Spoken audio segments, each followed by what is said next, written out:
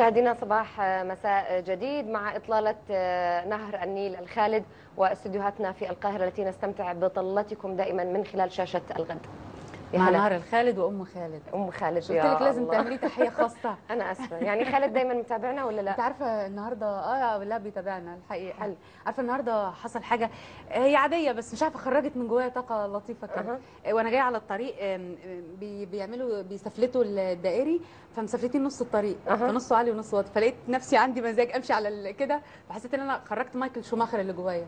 جايه عامله بطله فورمولا 1. طيب يعني اول حظك اليوم ان الدنيا هدوء. ايوه رايقه ما فيهاش زحمه. عشان نيجي الصبح بدري بيبقى الدنيا زحمه.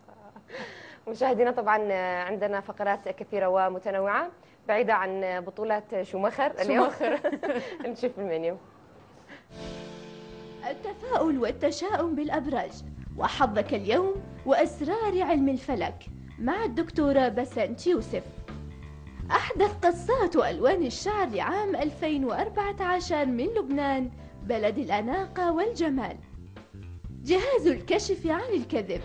الإنسان يستطيع الكذب لكن جوارحه وأعضاء جسمه هي التي تفضح كذبه.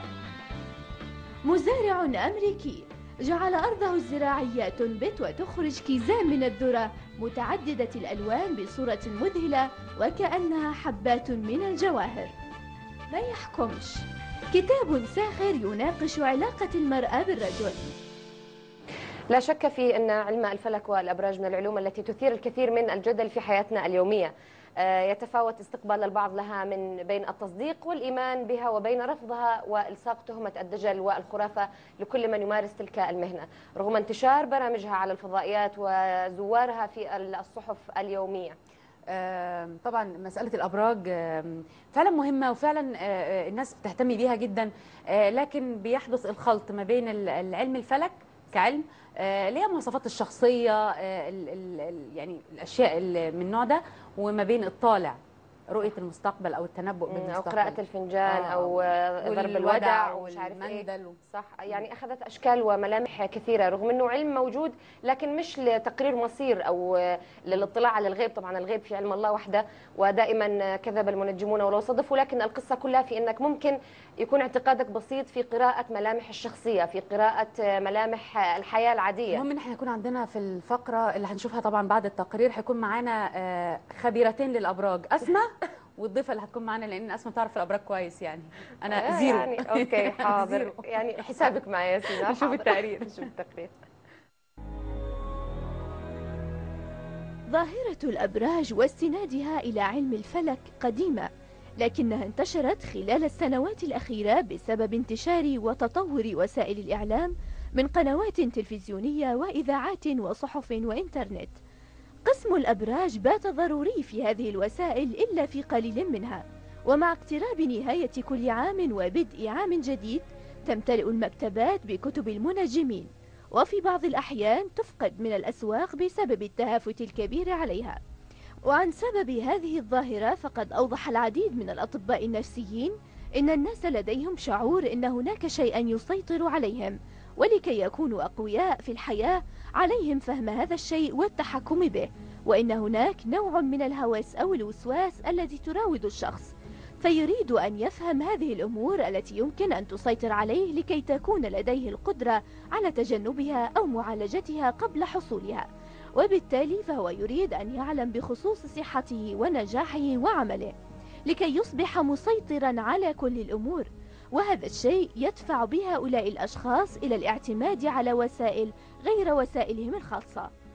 لا يمكننا القول إنه بعصرنا الحديث أصبح هناك هوس بها، فالإسكندر المقدوني مثلا كان يستشير كل العرافين لديه قبل القيام بأي حملة عسكرية ليعرف إذا كان الوقت مناسبا أم لا. إذن هناك شعور إن الإنسان يريد أن يسيطر على قدره، وبالطبع هذه المحاولة فاشلة، لكن هناك من يعتمدها. نحن نعيش في عصر قلت فيه الألغاز، نحن الآن في عالم الإنترنت وكل شيء أصبح مفضوحا وظاهرا، لكن يبقى علم الفلك الشيء الذي لا نفهمه، وهذا بالنسبة للكثيرين يشكل لغزا، وهذا اللغز يساعدك على فهم الحياة بطريقة معينة. إذن لا شيء علميا يثبت هذه الأمور حتى ولو لعبت الصدفة في بعض الأوقات دورها.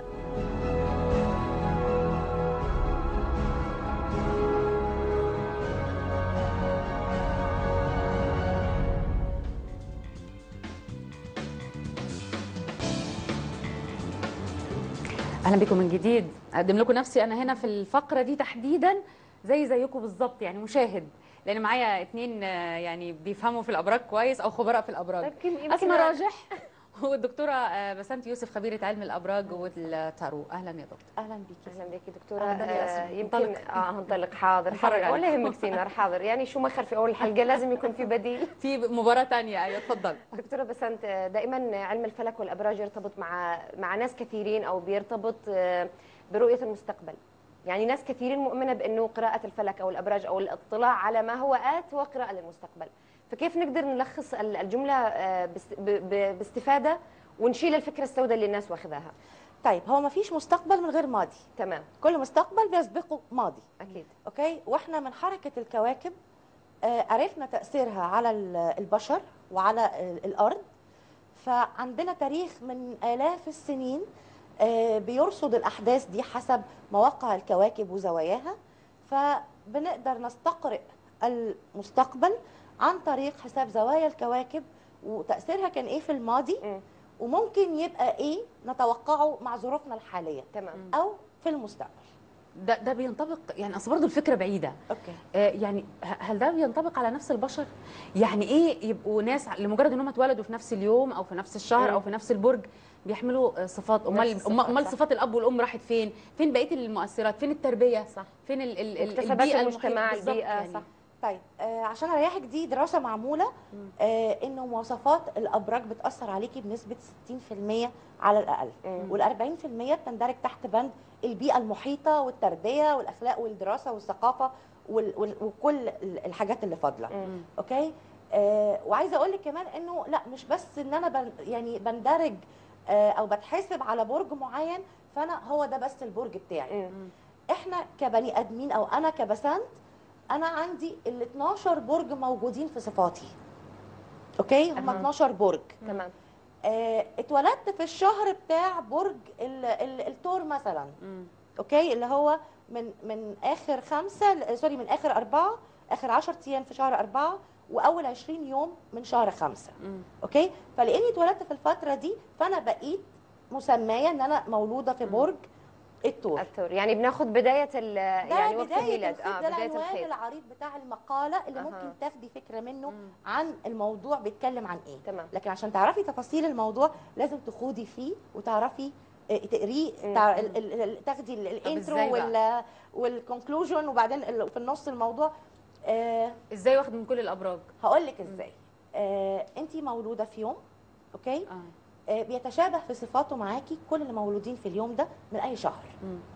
اوكي، انت مولوده في شهر بيتشابه كل اللي مولودين فيه من اي سنه.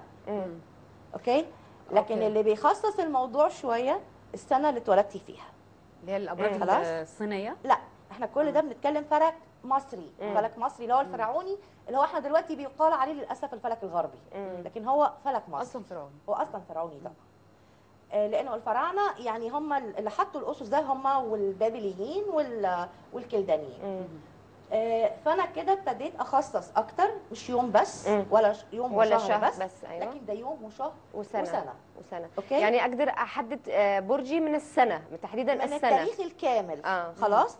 غير بقى في حاجه تانية، انه انت اتولدتي في ساعه معينه بيتشابه معاكي في صفاتها اللي اتولد فيها، كل اللي اتولدوا فيها. الساعه دي ان الناس كلها الطالع اللي هي البرج الطالع في الافق في الفتره دي، او الشمس بتشرق عليه، ده اسمه ايه، فتاخدي صفاته البرج ده. اوكي. تاريخ ميلادك لما بيتجمع بيديني رقم من خلال التارو. عندي ليه ورقه في التارو. الورقه دي بيتحدد لها يا اما كوكب يا اما برج، فبيديكي صفاته. اوكي. صفاته المستقبل ولا صفاته بس؟ لا، صفاته بس. صفاته بس عشان اقول بيديني حاجه او لمحه بشكل عام عن مستقبله. فدي انا بشوف زوايا الكواكب موجوده فين، بحلل الزاويه مع برجك اللي انت بتنتمي ليه، مع برجك اللي طلع لي لما جمعت تاريخ ميلادك، واقدر اقول لك خلي بالك انت الفتره اللي جايه اتوقع انه ممكن مثلا يبقى عندك تغير في حياتك، او فتره مختلفه هتعيشيها، سواء كانت ايجابيه او غير ايجابيه. جايز يحصل وجايز ما يحصلش. طبعا مفيش حاجه مسلم بيها دايما، يعني او مفيش حاجه منقوشه على حجر. لان في الاخر احنا بنقول دي توقعات ولا يعلم الغيب الا الله. اوكي، واحنا ما بنتدخلش في الغيب، احنا بنعرف اللي ربنا سمح لنا بيه اننا نعرفه. اوكي، مهما تخطينا او مهما يعني تعمقنا في ده، لينا حدود بنوصلها وبنقف عندها، بنبقى عاجزين تماما. اللي بيتخطى الحدود دي بقى ده اللي ممكن يندرج عليه المصطلحات التانية. لكن طول ما احنا ماشيين بشكل علمي بالحساب بالورقه والقلم، فاحنا كده بنتكلم يعني علميا يعني. طيب عشان نكون صادقين مع جمهورنا، كمان في كثير من القنوات وفي ناس شاطرين فيها، يعني عاملين نفسهم دعايه حلوه، وتلاقي عليها تليفونات واقبال شديد جدا، خاصه من فئه البنات يعني او السيدات. ورق التارو تقريبا صح؟ تقول لها انت كمان شهرين هتتزوجي، انت كمان شهر هتسافري، انت زوجك هيطلقك، انت هتخلفي، انت مقبله على مرحله دراسيه جديده. فكيف نقدر نفصل هل صدق ام كذب؟ والمفروض انه ما ينقلش الكلام. طيب فهمت الجزئيه اللي انا حابه يعني الجزئيه، بس عايزه اقول لك انه انا طبعا مع احترامي للناس كلها، انا ما اقدرش يعني انتقد حد انا كمان ما شفتوش يعني. ولكن علم التارو علم حقيقي فرعوني. يعني هو كان في الاول الواح حجريه والواح صلصال والطين، على ما وصل لنا النهارده بقى في ايدينا بقى الورق ده. هو علم حسابي، 1 زائد 1 فيه بيساوي 2. اوكي، التارو عموما هو مجموعه عباره عن مجموعه ورق او كروت، عددهم 78 كارت. انا بعتبرهم وانا بستخدمهم انهم 78 حرف، لغه مكونه من 78 حرف. تمام. كل ورقتين بيتحطوا جنب بعض او 3 أو 4، كل حرف منهم بيعمل لي كلمه اللي هي الحكايه. اوكي، انا بقدر اقول لك الحكايه دي اللي انا بقسمها بالنسبه لي ماضي وحاضر ومستقبل.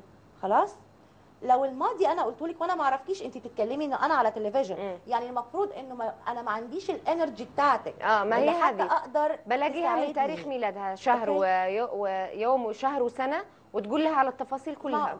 ما كده بقى احنا بنتكلم بالحسابات. اوكي، والورق اللي قدامي اللي هو برضو ليه حسابات وليه معاني. لو انا اتكلمت في الماضي بشكل دقيق ومظبوط، اللي هو الورق اللي طلع، واتكلمت في الحاضر اللي انت بقى عارفاه، ما انت كده عارفه ماضيكي وعارفه الحاضر اللي انت بتعيشيه. لو انا اتكلمت فيه بشكل مظبوط، فاذا في احتمال، وهقول احتمال وهفضل اقول احتمال كبير انه اللي انا بقوله لسه هيحصل، يبقى كمان مظبوط. لكن هي الفكره، المستقبل ده بيقعد وقت قد ايه؟ وبقوله ازاي؟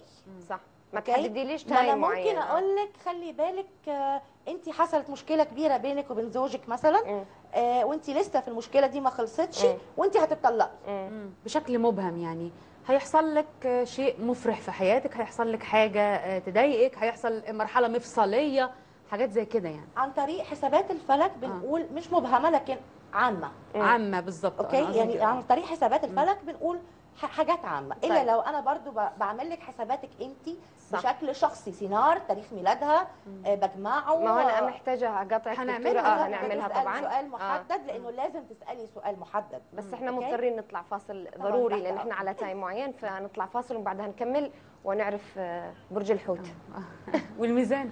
اوكي.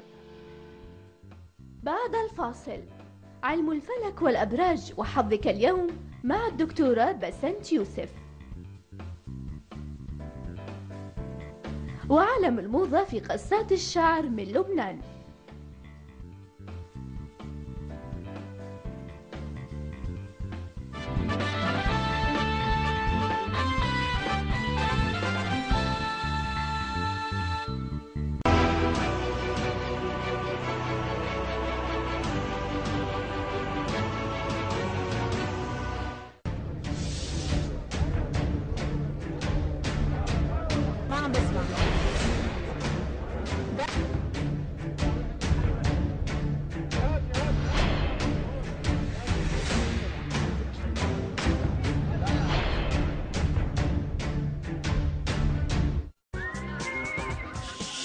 انا جاي الهمكم ان انتوا تجربوا حاجه جديده.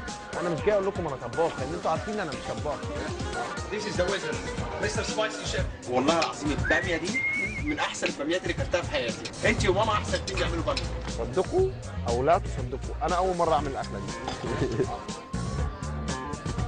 عشانك انت نفسك، جرب يا اخي. أكلات ميكو ليست مجرد طعام، إنها متعة.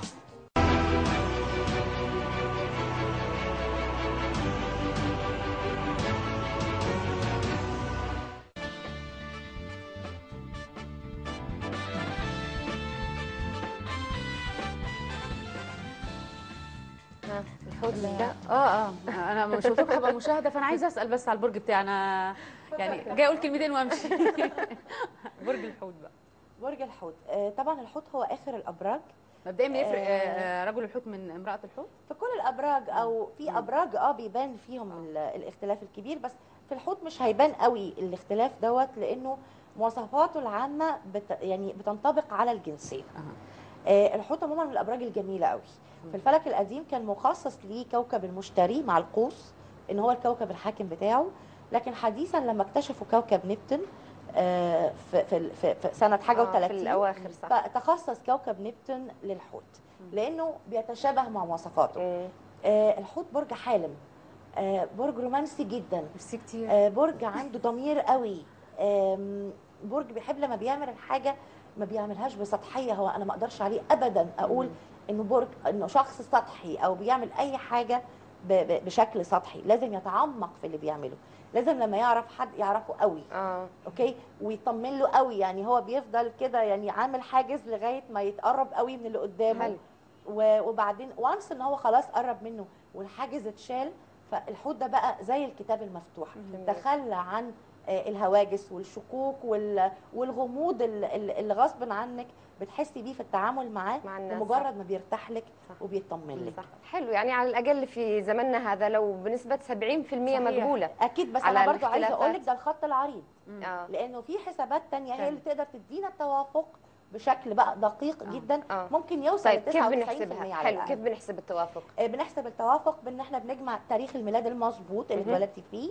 حتى لو كنتي اتسجلتي في يوم تاني. بنجمع تاريخ الميلاد المظبوط، الرقم الناتج اللي بيطلع في الاخر بيديني رقم تاني له عندي في اوراق التارو، له كارت خاص ببرج او بكوكب، فبيديني صفاتك. هي دي الشخصيه اللي جواكي، اللي انت ممكن تكوني حتى مش واخده بالك منها، لكن هي دي اللي مهما كنتي فيكي صفات البرج العام، في الاخر هي دي اللي بتتعاملي بيها مع الناس.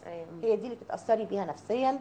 هي دي اللي بتحدد ظروفك يعني. جميل. من الحاجات اللي الناس بتحب تعرفها قوي، غير ان هم يعرفوا صفاتهم في كابراج، لانه ممكن كل واحد يقول لك ايه، ما انا كده عارف صفاتي. الاكثر بقى يعني شغفا انه يعرف اللي جاي ايه، مش مستقبل بقدر ما هي ملامح عريضه كده للابراج في مثلا في 2014 يعني بقت عامله زي موضه الالوان مثلا في 2000 لمحه سريعه كده على كل برج.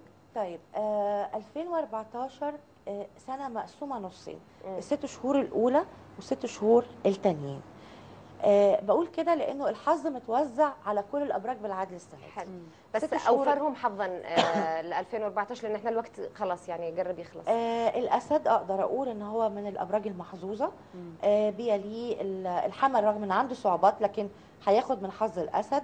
القوس طول السنه محظوظ ما شاء الله. العذراء برضو من الابراج اللي مهما كان عنده صعوبات شهرين اللي احنا فيهم دلوقتي، لكن بدايه من مارس هيبدا حظه يبقى كويس جدا بعد 3 سنين صعبين قضاها من ضمن الابراج اللي بقى لها 3 سنين متلخبطه متعثره.